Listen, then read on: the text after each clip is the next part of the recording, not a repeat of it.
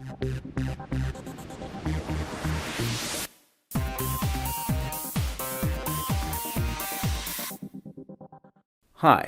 we wanted to take some time to show you the Display External Tax Document app. This app is the single source of truth for the tax information that you've sent to and received from your external tax partner. Needless to say, there's a lot of information here, so let's jump right in. First things first, this app is not on your Fiori Launchpad by default, so what I want to do now is find it and pin it to my homepage. I only need to do this once. I'll open the App Finder, find the app, and I'll go ahead and pin it to the tax processing section.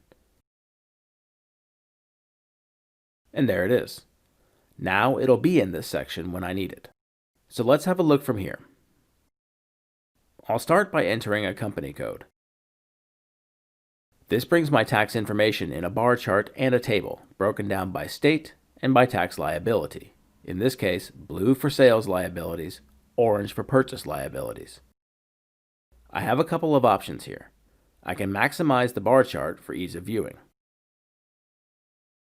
I can also select a state or several states to look at in more detail. Here, I'll select New York, and then the Show Selected Items icon. And now I just see New York. I could also select multiple states, here New York, Texas, and Utah, and I can see those three states together in my table.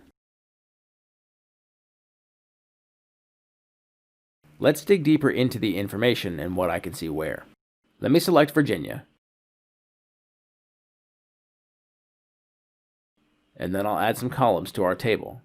I'll add the tax date as sent to partner, the tax date as returned by partner, and the tax code description. I'll adjust the columns somewhat to see more information. And right here, here's my tax code description and the two tax dates I asked for. Let's head back out to the main screen, get back to my information for Virginia, and have a look at the document. Here, on the document page, let's have a look at a few things. I can link out using the journal entry number to see the accounting information in Display Document Flow or in Manage Journal Entries. Here's what the document flow looks like. I can see the journal entry that I'm looking at, and here's the corresponding invoice document with the business partner information and other important information right here. If I navigate out to Manage Journal Entries, I see the accounting document information in the journal entry view. I want to point out one more thing here. Under Related Documents, I can expand the different document levels down to see the journal entry and reference document types, and I can navigate outward to see these original documents too. Now, let's go back to the document view and stay here for a second.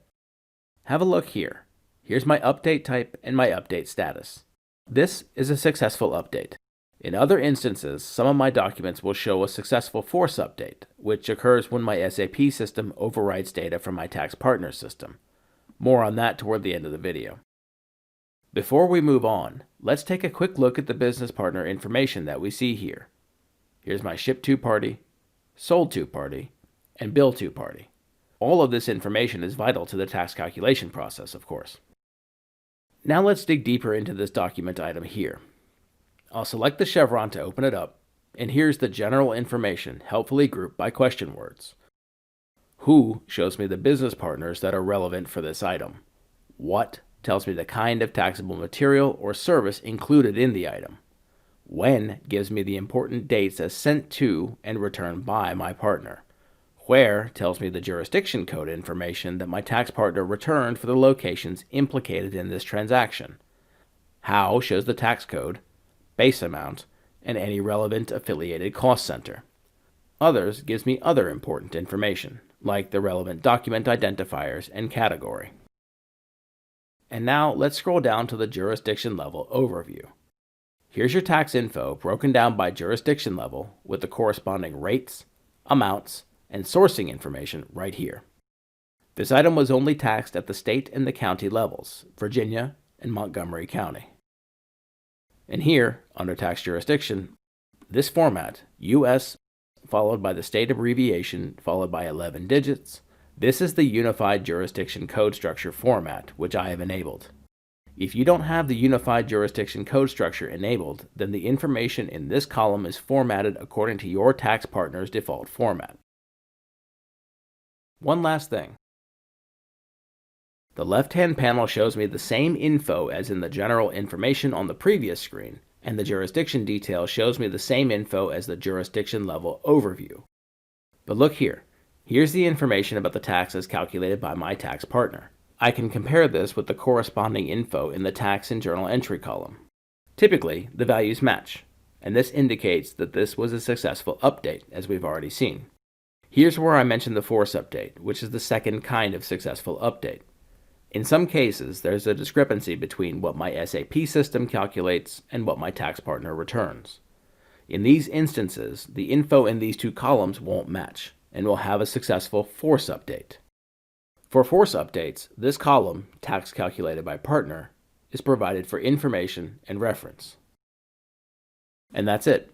That's a quick tour through the Display External Tax Document app, your single source of truth for the information you send to and receive from your tax partner.